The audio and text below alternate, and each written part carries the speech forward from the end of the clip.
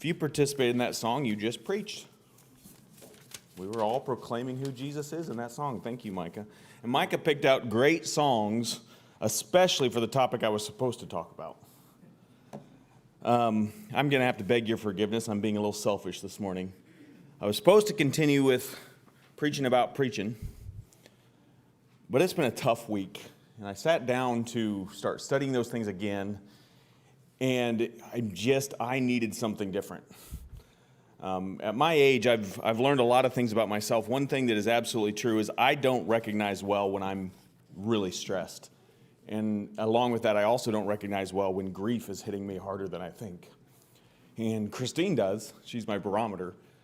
So selfishly, I'm going to speak about something which forced me to study about something that helps me when I have a hard week. And so that's what we're doing. We will get to finishing the ideas about preaching, but it'll be farther down. We'll look at the schedule and figure out when we do that. So I appreciate your patience with that and bearing with me. I'm going to start by doing something. You can go ahead and turn to Genesis chapter 8. I really appreciate Scott reading that. 7, actually. We'll start in chapter 7, but the pace that you read that, Scott, I think it's going to make the point when I get there. It just brings out the point even more significantly. But before we start reading, I'm going to do something that I've read about Mr. Rogers doing. Some of you are way too young to remember Mr. Rogers, but if you are, you need to Google him and watch a few documentaries, read a few books. Pretty interesting man. But he would often ask people to just take a minute. He would literally take a minute. He'd time, and he'd say, I want you to just think about somebody who loves you. Somebody who's helped make you who you are today. And he would just sit there for a minute with them, and it would always be awkward at first, but then they would start to think. And it would change the whole dynamic of the room after people sat there for a full minute. We're not going to do a full minute. I'm not going to tell you how long we're going to do. I'm not even going to time it. And what I want you to do is I want you to think of somebody you love or somebody that loves you. Maybe it's the same. And specifically think about memories with that person, something specific. Okay, so somebody that you love or somebody that loves you, and think about memories with that person.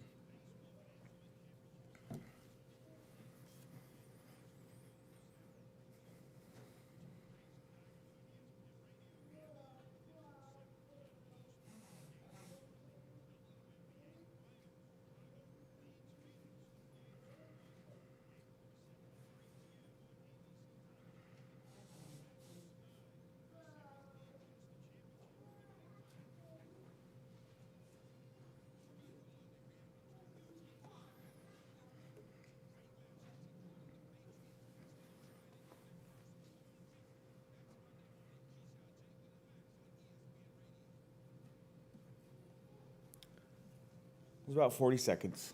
Always feels longer, right, when somebody's supposed to be talking. Hopefully you participated. You thought about somebody that you love. Maybe it's somebody that's moved on, that are gone.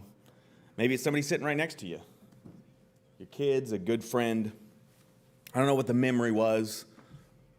Maybe it's a specific memory where you spent time together, you did something together. Maybe it's something they said to you, something you said to them. Memory is extremely powerful. I could have done that exercise and said, think about the time you were most frightened. Or I could have said, think about the thing you're most ashamed of. You're glad I didn't, right? I'm glad I didn't. But to sit and to think and to remember, it really is powerful. It does something to us. And sometimes you may not even be doing an exercise like that. Maybe it's just the smell of something. There's a certain smell. Technically, I think it's a musty smell, but I'll smell it and it reminds me of my Grandma Harrison all the time because and it wasn't an offensive smell. It was just a certain musty smell that every time you went to Grandma's house, that it would just waft over you and you knew you were at Grandma's. You could have blindfolded me and walked me in. I would have taken one breath and knew I was at Grandma's. Maybe it's something cooking. Maybe there's pictures. Why do we keep pictures? You don't look at a picture. Well, we look at pictures and go, how's my hair, right? But we look at pictures and immediately it brings back when and who we were with and what we were doing. Maybe it's a song or a situation. But both positive and negative. Memories we're trying to get rid of, stuff that's painful, stuff that causes us anxiety and fear and stress. Memory is powerful. Some of you are probably aware that this week,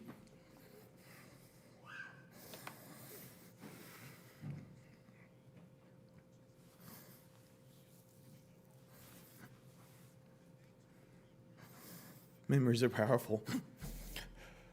This week a friend passed. He was 30 years old. He'd been fighting cancer for 6 years. And he left his wife and young son, Axel. Axel's 4 years old. And Reagan, his wife, sent out a request. And she said, share with me. She gave an email address and she goes, I want all the memories you have of John. I want pictures. She said, no story is too little. Like, how'd you know him? How'd you meet? And what she's doing is she's collecting all that and she's putting them into a book because her son's 4. He's not going to remember hardly anything, if anything, of his father. And so she's collecting all that so that when he's older, he can learn from the eyes and the experiences of other people who his dad was. Because she desperately wants him to know and to remember his dad.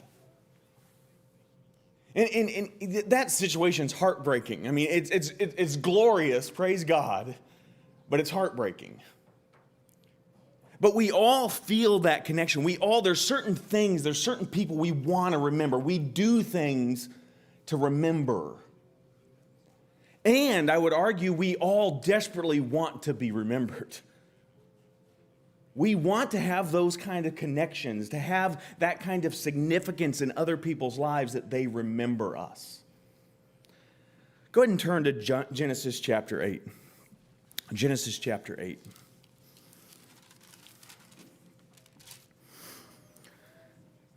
We're going to go ahead and reread what Scott did, and his pace was much better than mine. No matter how hard I try, I can't slow down. But I want us to read this familiar story again. Genesis chapter 7, verse 21. All flesh that moved on the earth perished. Birds and cattle and beasts and every swarming thing that swarms upon the earth and all mankind, for all that was on the dry land, all in whose nostrils was the breath of the Spirit of life, died. Thus he blotted out every living thing that was upon the face of the land, from man to animals to creeping things to the birds of the sky, and they were blotted out from the earth. And only Noah was left together with those that were with him in the ark, and the water prevailed upon the earth 150 days. I will bet if you have children or you have grandkids or any little one who comes to your house, somewhere in your house is a children's Bible with a neat animated picture of the ark, with happy animals climbing on board, Noah and his wife, gray hair, but all smiles. Maybe you have a plush. I think we had a plush. I know that we had a hard plastic play school with the little people.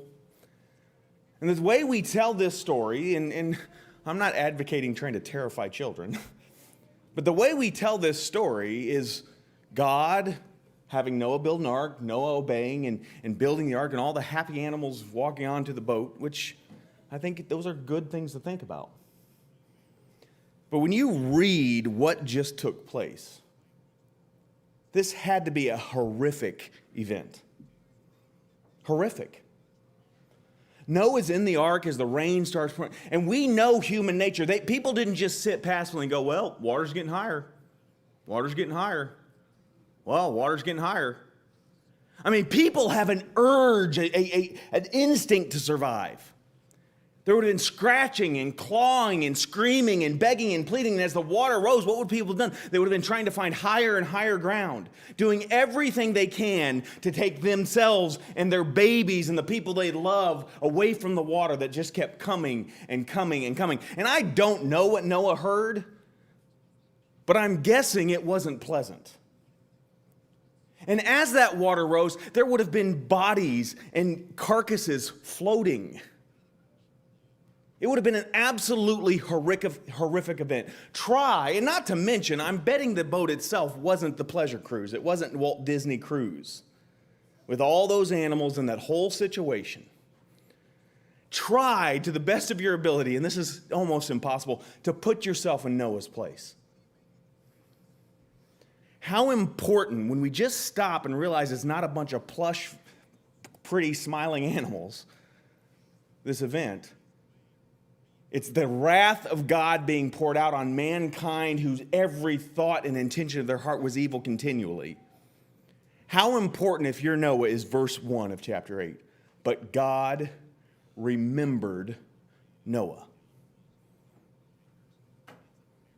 There is something powerful in God remembering. Powerful in God remembering. We're going to just go through some passages where that idea, you see in chapter 9, verse 13, where God talks about putting the bow in the cloud. And what's he remember? I will look at that and I will remember my covenant, my promise. God remembering is connected to God promising. Look at Genesis chapter 19. Genesis chapter 19.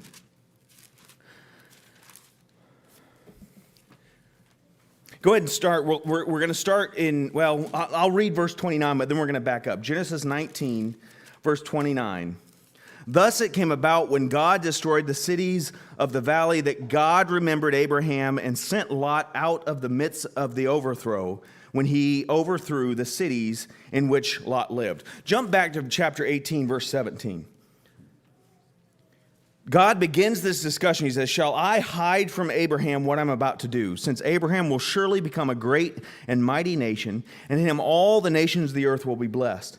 For I have chosen him so that he may command his children and his household after him to keep the way of the Lord by doing righteousness and justice, so that the Lord may bring upon Abraham what he has spoken about him. And the Lord said, the outcry of Sodom and Gomorrah is indeed great, and their sin is exceedingly grave. I will go down now and see if they have done entirely according to its outcry, which has come to me, and if not, I will know. Then the men turned away from there and went towards Sodom, and while Abraham was still standing before the Lord. And Abraham came near and said, will you indeed sweep away the righteous with the wicked? Suppose there are 50 righteous within the city. Will you indeed sweep it away and not spare the place for the sake of 50 righteous who are in it? Far be it from you to do such a thing, to slay the righteous with the wicked, so that the righteous and the wicked are treated alike. Far be it from you. Shall not the judge of all the earth deal justly? So God says, we need to tell Abraham. I've chosen Abraham. We need to let him know. God tells Abraham, and Abraham's response is, what? What if there's 50? And we see this progression. There's this bargain going on. Abraham's negotiating with God. And what's the negotiation built on? It's built on the fact that God, there are righteous. You can't destroy the wicked, the righteous with the wicked. Far be it from you. Abraham is invested. In fact, he's invested with the full knowledge that Sodom and Gomorrah are awful, or he wouldn't have been negotiating. He would have been pretty firm on that 50. But he keeps going all the way down to 10, thinking, God, let's not destroy these people for 10 righteous people. Now go back to verse 19, or chapter 19. Look what happens in verse 27. Now Abraham arose early in the morning and went to the place where he had stood before the Lord. And he looked down toward Sodom and Gomorrah and toward the land of the valley, and he saw, and behold, the smoke of the land assembled like the smoke of a furnace. Again, let's try to put ourselves in Abraham's place. He knows what's going to happen. He pleads, he begs, he negotiates with God to spare the city for the sake of he gets down to 10 righteous people. And then he wakes up, and what's he see when he goes and looks? He sees destruction. Do you think he was just like, oh, well? His heart was broken. His heart was broken as he's looking over the righteous judgment of God, but nonetheless the judgment of God. And then verse 29, thus it came about when God destroyed the cities of the valley that God remembered Abraham. And you could read, we're not going to, but all the fiasco with getting Lot out of there. And that's all because of Abraham. And it's all because God remembered Abraham. When you consider the context, how important is God's memory in this situation? I'm not going to turn there. You can mark down Exodus chapter 2. Verse 23 through 25. That's a state where the Israelites they're still captives. And it's in chapter 1, you read that there's a Pharaoh who arose who didn't know Joseph, and you read about how vigorously or how they were tormented and how they were harshly treated, and how they had to work so vigorously and how their lives just became awful. And then what does God hear? He hears the cry of the people. And I don't really, this is conjecture, I don't really think the Israelites in Israel were that godly, you see from the wilderness, but they did understand what their standing used to be. And they understand how hard and how awful it is now, and they cry out, and what's it say? God heard their groanings, and he remembered Abraham, Isaac, and Jacob. He remembered. Go ahead and turn to Exodus 32. This one, we sort of turn the tables a little bit in Exodus 32.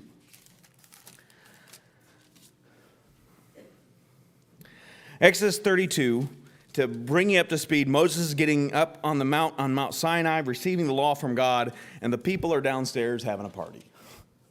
People are downstairs building a golden calf. Moses has lingered too long. I don't know where this is, where Moses is at. We're going to build this calf who brought us out of Egypt, and it's going to take us back. Right? That's the idea of what's going on. Let's pick up in Exodus 32, verse 13.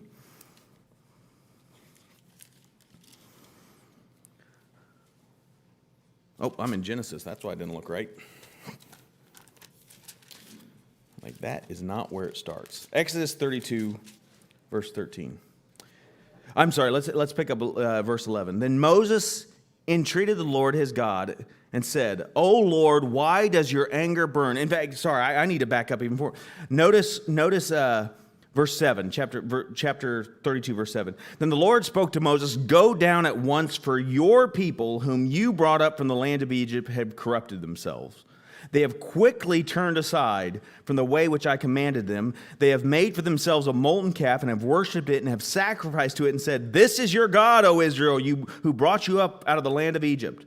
The Lord said to Moses, 'I have seen this people, and behold, they are an obstinate people. Now then, let me alone, that my anger may burn against them, and that I may destroy them, and I will make of you a great nation.'" A justified reaction. And God's saying, just get out of my way, because I'm going to destroy them. They're obstinate. They've proven to be rebellious and stubborn and obstinate, and I'm going to destroy them. And Moses, verse 11, entreated the Lord his God and said, "O Lord, why does your anger burn against your people, whom you have brought out from the land of Egypt, with great power and with a mighty hand? Why should the Egyptians speak, saying, 'With evil intent he brought them out to kill them in the mountains and to destroy them from the face of the earth'? Turn from your burning anger and change your mind about doing harm to your people. Remember Abraham, Isaac, and Israel, your servants whom you swore by yourself and said to them, 'I will multiply your descendants as the stars of the heavens, and all this land of which I have spoken I will give to your descendants, and they shall inherit forever.'" So Moses makes a plea, and he makes an argument, and one of it's God's reputation. But notice the crux of it is, remember that you swore. Moses, in the midst of God's anger, justified anger, appeals to God's memory. How important is the word remember in the nation of Israel's history right there? God, remember. Go ahead and turn to Psalm 106. This is the last passage we're looking at with this idea of God remembering. There's so many that we could just continue, whether it was thinking of God remembering or God not forgetting. Psalms 106, I think, is interesting the way it's written. In addition, if you might, I have on my notes, and I'm not going to turn there, but 1 Samuel 1, verse 19 specifically, but you go back to get some of the context earlier in the chapter. That's when Hannah, if you remember Hannah's situation, Hannah's one of two wives, and she doesn't have any children, and it talks about her rival, the other wife, just treats her harshly and she's bitter because of it. So she pours her heart out to God. She pours, making promises if he'll bless her. And what's the phrase? God remembered Hannah. God remembered Hannah. I don't know if you've ever, if in your family you've ever struggled with conceiving, bringing a baby to full term. I can't imagine, I'm not a woman, but I can't imagine something as a wannabe mother, something more painful. And God remembered Hannah. Look at Psalm 106. 106. You're already there. I'm the one that's lagging behind.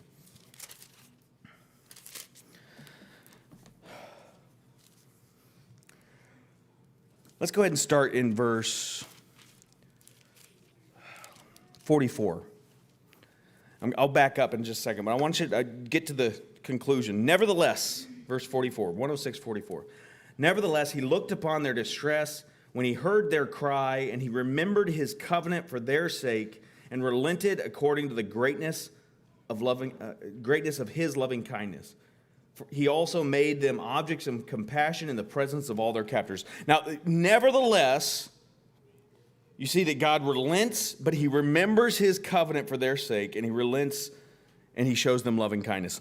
Listen to the description of them before this. And I think this is probably referring to mostly the time of Judges, maybe a little bit more than just that. But look at verse 34. They did not destroy. Now you see in verse 32 that they provoked him in the wilderness. But verse 34. They did not destroy the people as the Lord commanded them, but they mingled with the nations and learned their practices and served their idols, which became a snare to them. They even sacrificed their sons and their daughters to the demons and shed innocent blood, the blood of their sons and their daughters, whom they sacrificed to the idols of Canaan, and the land was polluted with the blood.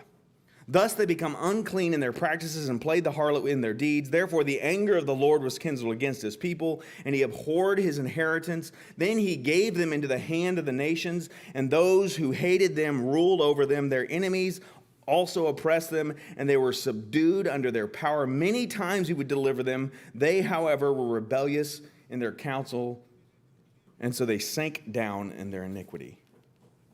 Now, this is obviously referring to when he starts with saying they didn't clear out the land like I told them to. But start thinking of all the things God did to bring them to the land, to get them out of Egypt, to bring them to the land, to then give them the land that they didn't have to go, and they just had to go in and occupy it. They didn't have to set up their farms and their houses. It was already there for them. And all of that, and then you read the description of their sins. It's not just going after idols. It's that going after idols to such a degree that I'm going to sacrifice my children on behalf of this false god, after witnessing all that God did to bring them into that land. Verse 40 is justified. But yet God remembers. God remembers. And he remembered, verse 45, his covenant for their sakes, and relented according to the greatness of his loving kindness. God remembered. There's passage after passage after passage that speaks to God remembering. And as he remembers, he acts. And sometimes he's remembering and then he acts on behalf, to the benefit of. But when you look through the prophets, what do you see God remembering? He remembers their sin and their iniquity, and he's not going to forget it because they refuse to change. And he acts, but it's with a different kind of action. And God calls us. Go ahead and turn to Deuteronomy chapter 8. We're going to look at a couple passages real quickly here in Deuteronomy 8. God calls us to remember as well. Over and over and over. Deuteronomy 8 is just a great example of it. Deuteronomy chapter 8. Now, you know from Deuteronomy that Moses is recounting, he's reminding the people what God has done, and he's sorting choices before them. Look at chapter 8, verse 2. You shall remember all the way which the Lord your God has led you in the wilderness these 40 years. Remember it. And he gets to the point of why God did what he did. Verse 11, beware that you do not forget. And you could keep reading, don't forget, because you're going to get in the land, you're going to get fat and happy, and you're going to sit there and forget all the things God's done for you. You're going to actually think you did it for yourself. And then again, in verse 18, but you shall remember the Lord your God. It is he who has given you the power to make wealth. And so there's this urgency, and then we see it in the feasts. We see it in the sacrifices. We see it in the rituals. We see it in the days that they're supposed to observe. All these things over and over and over to remind them. In the things that they wear and how they interact with their children. And the law itself is to remind them over and over and over. And as we get into the New Testament, nothing's different. Nothing's different. I mean, what did we do this morning? We spent time to remember because Jesus said, remember me. Think about what I've done. We're reminded of what Jesus said. We're reminded of what Jesus did. We're reminded of what Jesus taught. We're reminded of what the apostles taught us. Paul over and over says, remember what I taught you. We're reminded of how they acted. Paul says, remember how I behaved among you. We're reminded of what the prophets said. We're reminded of what was written. What did we study in our summer series? Peter wrote to stir them up by way of reminder. We're reminded over and over and over. But we forget. God has put things in place to keep things in our memory, to keep things at the forefront of our thinking, to keep us remembering everything He's done. But we forget. And as we forget, we feel like we've been forgotten. Turn to Psalm 77. We're going to look at one quick passage in Isaiah as a closing thought, but this is it. Psalm 77. When we start to forget about God and what God's done, then we start to feel forgotten.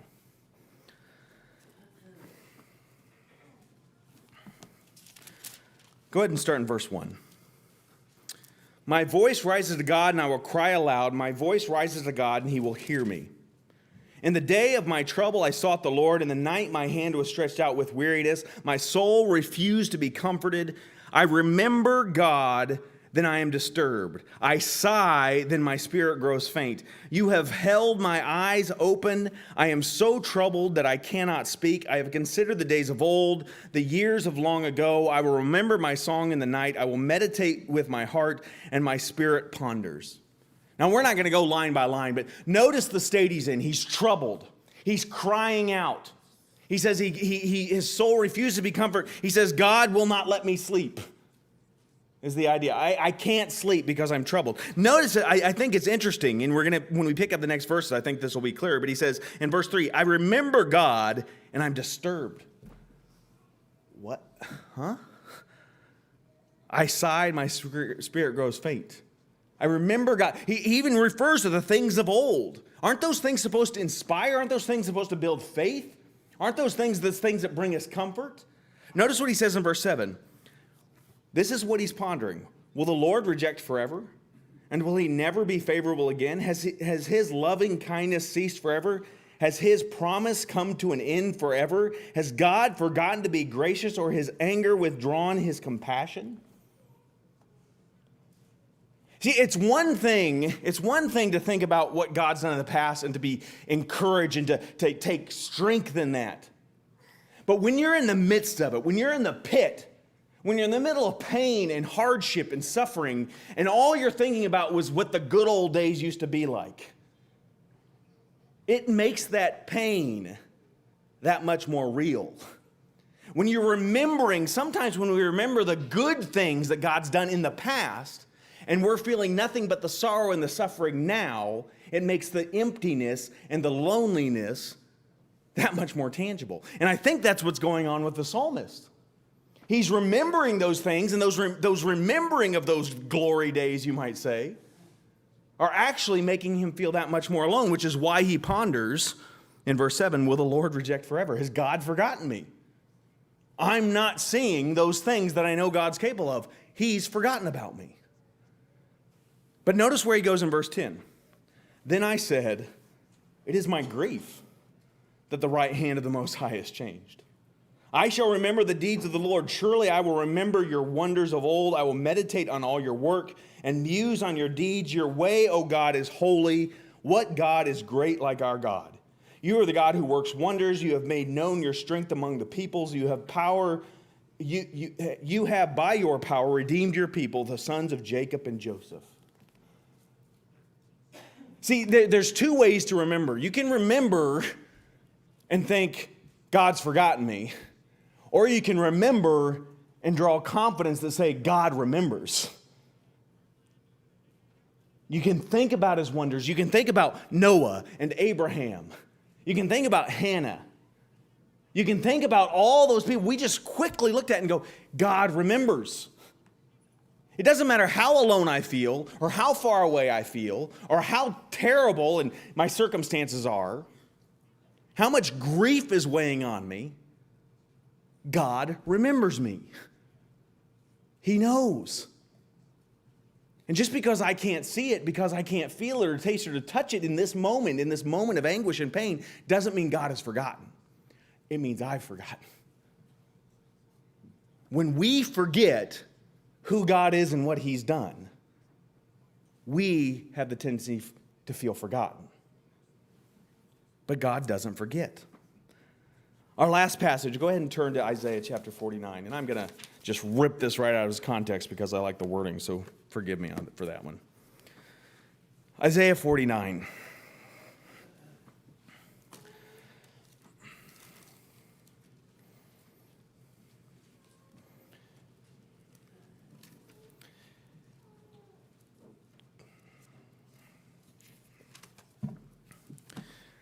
Look at the wording. I want you to get the imagery here in Isaiah 49. In verse 14 of chapter 49, but Zion said, the Lord has forsaken me, and the Lord has forgotten me. That's what Zion's saying. The Lord has forsaken me, and the Lord has forgotten me. Look at the response in verse 15. Can a woman forget her nursing child and have no compassion on the son of her womb? Even these may forget, but I will not forget you. Is there a stronger image than that? Can you think of something, and I know the world is messed up, but can you think of something that is stronger than the bond between a mother and a nursing baby? Can you imagine Megan Griffey walking by Andrew's nursery, hearing him cry from hunger, and just walking onto the kitchen and get herself a sandwich? Just totally oblivious. Stephen's like, no, that sandwich is going back in the fridge. Take care of my baby. I mean, can you picture that? Can you picture a nursing mother say, I don't know what that thing wants? God says, sooner would a nursing mother forget her child than I will forget about you. That's how strong the memory of our God is. And notice the next, and this is, I don't know if this is a connection, but this is where my mind went. Look at verse 16. Behold, I have inscribed you on the palms of my hands. And I immediately think of Luke 24, when Jesus appears to the disciples, and they're scared, and what does he point to? He says, go ahead, look, feel. Look, feel. And I've always wondered, God raised him from the dead, gave him life, but he left his wounds. Raised him from the dead, but left his wounds, left his broken body. What more vivid of a reminder did they need? Not only that he was flesh, but of what he had just done for them. And the reality is, every time we think of the cross, and we think of what Jesus endured and what he did, we should be reminded that God is mindful of us. We should be reminded to the lengths and the extent to which God went on our behalf, knowing that no matter how I feel or what I'm going through or how the darkness seems so dark and the light seems to be non-existent and I don't see a way out and the world is nuts and people are losing their minds all around us, God remembers. God remembers. We're the ones that forget. So let's do better. Let's do things like we're doing now to actively remember the God that we serve, the things that he's done. That's why we're encouraged to read Scripture. That's why we put Scripture to song. That's why we have fellowship with one another. That's why we interact and build each other up and encourage to remind us of the God we serve. And he's an awesome God. If there's anything we can do for you this morning, if you'd like to put on Christ in baptism and serve the living God, or if you need the prayers of this congregation, we'd be happy to do that while we stand and sing.